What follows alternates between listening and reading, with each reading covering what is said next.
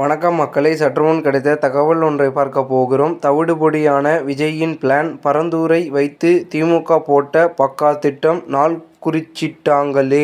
திடீர் தகவல். இந்த ஒரு தகவலை பற்றி தான் நாம் பார்க்க போகிறோம். தகவலை பார்ப்பதற்கு முன்னதாக நீங்கள் நம்மளுடைய சேனலுக்கு புதிய பார்வையாளர்களாக இருந்தீர்கள் என்றால் மறக்காமல் நம்மளுடைய சேனலை சப்ஸ்கிரைப் செய்து வைத்துக் கொள்ளுங்கள் மக்களே. சென்னையின் பரந்தூரில் அமையுள்ள இரண்டாவது விமான நிலையத்திற்கான நிலம் கையகப்படுத்தும் பணிகள் இந்த ஆண்டு இறுதிக்குள் நிறைவடையும் என்று எதிர்பார்க்கப்படுகிறது. பரந்தூரில் அமைய உள்ள இந்த விமான நிலையத்திற்கு தேவையான சுமார் 3774 ஏக்கர் தனியார் நிலத்தையும் 1972 ஏக்கர் அரசு நிலத்தையும் டிசம்பர் மாதத்திற்குள் கையகப்படுத்த அரசு தீவிரமாக செயல்பட்டு வருவதாக தகவல்கள் தெரிவிக்கின்றன. தமிழக அரசு தரப்பு அதிகாரி ஒருவர் கூறுகையில், 2026ஆம் ஆண்டின் தொடக்கத்தில் கட்டுமான பணிகளை தொடங்கி 2 ஆண்டுகளில் முதல் கட்டடத்தை முடிக்க இலக்கு நிர்ணயிக்கப்பட்டுள்ளது என்றார். பணிகள் திட்டமிட்டபடி நடந்தால் அடுத்த ஆண்டு சட்டமன்ற தேர்தலுக்கு முன்னதாகவே பரந்தூரில் புதிய விமான நிலையம் கட்டும் பணி தொடங்கப்பட்டு 2028க்குள் முதல் கட்ட செயல்பட தொடங்கும் என எதிர்பார்க்கப்படுகிறது. இதன் மூலம் சுமார் 2 கோடி பயணிகள் வரை கையாள முடியும். சென்னையில் புதிய விமான நிலையம் அமைவது மிகவும் அவசியமான ஒன்று. தற்பொழுதுள்ள விமான நிலையத்தில் அதிகபட்சம் 2 கோடி பயணிகளை மட்டுமே கையாள முடியும். ஆனால் 2035ஆம் ஆண்டில் பயணிகளின் எண்ணிக்கை 4 கோடியாக அதிகரிக்கும் என கணிக்கப்பட்டுள்ளது. இதனால் புதிய விமான நிலையம் அமைப்பது காலத்தின் கட்டாயமாகிறது.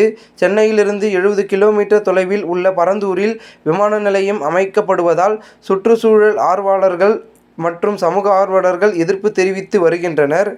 இந்த திட்டத்தால் விவசாயிகளின் வாழ்வாதாரம் பாதிக்கப்படும் என்றும் நீர்நிலைகள் சேதமடையும் என்றும் அவர்கள் கவலை தெரிவித்துள்ளனர்.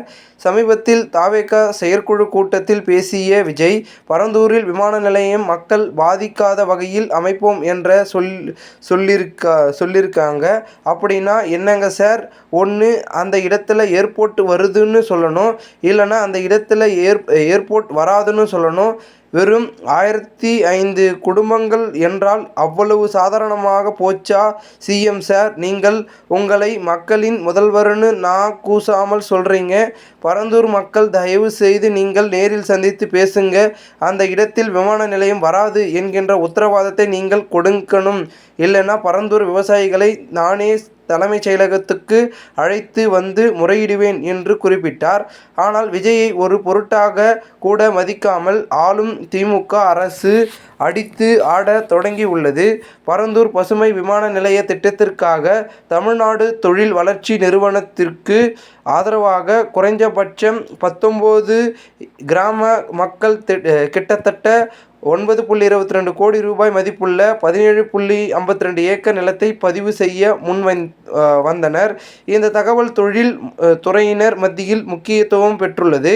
காஞ்சிபுரம் மாவட்டத்தில் திட்டமிட்டுள்ள விமான நிலையத்திற்காக 19 கிராமங்களில் நிலம் கையகப்படுத்தும் மாநில அரசின் முயற்சிகள் இதுவும் ஒன்றாகும். தமிழ்நாடு தொழிற்சாலைகள் நோக்கத்திற்காக நிலத்தை கையகப்படுத்தும் சட்டத்தின் கீழ் நிலத்தை கையகப்படுத்த அரசு அக்டோபர் 31, 2023 அன்று உத்தரவு பிறப்பித்தது. ஏற்கனவே கையகப்படுத்தப்பட்ட நிலத்தை திட்டத்தை செயல்படுத்தும் டிட்கோ நிறுவனங்களுக்கு ஜூன் 25, 2025 அன்று மாற்றம் ஒரு தொடர்பு உத்தரவு பிறப்பிக்கப்பட்டது. செவ்வாய்க்கிழமை அன்று பாதிக்கப்பட்ட கிராம மக்களை சந்தித்து கலந்தாய்வு கூட்டம் மாவட்ட ஆட்சியர் அலுவலகத்தில் நடைபெற்றது. காஞ்சிபுரம் மாவட்ட ஆட்சியர் கலைச்செல்வி மோகன் தலைமையில் நடைபெற்ற இந்த கூட்டத்தில் பரந்தூர், எகனாபுரம், நெல்லவாய், வளத்தூர் மற்றும் மாதாபுரம் கிராமங்களை சார்ந்த பல்வேறு பிரதிநிதிகள் மற்றும் 19 பங்குதாரர்கள் கலந்து கொண்டார்கள். இக்கூட்டம் பரந்தூர் விமான நிலையம் திட்டத்திற்கு முக்கியத்துவம் வாய்ந்ததாக கருதப்படுகிறது. நிலம் உரிமையாளர்களுக்கு இழப்பீடு வழங்குவது, மறு ஆய்வு மற்றும் மறு குடியேற்றம் நடவடிக்கைகள் அதிகாரிகள் விளக்கின்றனர். விவாதங்களில் போதும் எழுப்பப்படும் கருத்துக்கு மற்றும் கவலைகளை அனைத்தும் அடுத்த கட்ட நடவடிக்கைக்காக பதிவு செய்யப்பட்டன. புதிய விமான நிலையத்தை திட்டம் இப்பகுதிக்கு பொருளாதார வளர்ச்சியை அதிகரிக்கும் எனவும் எதிர்பார்க்கப்படுகிறது. இப்பகுதி மக்களின் வாழ்வாதாரம் மேம்படும் வாய்ப்புகள் அதிகம் உள்ளது.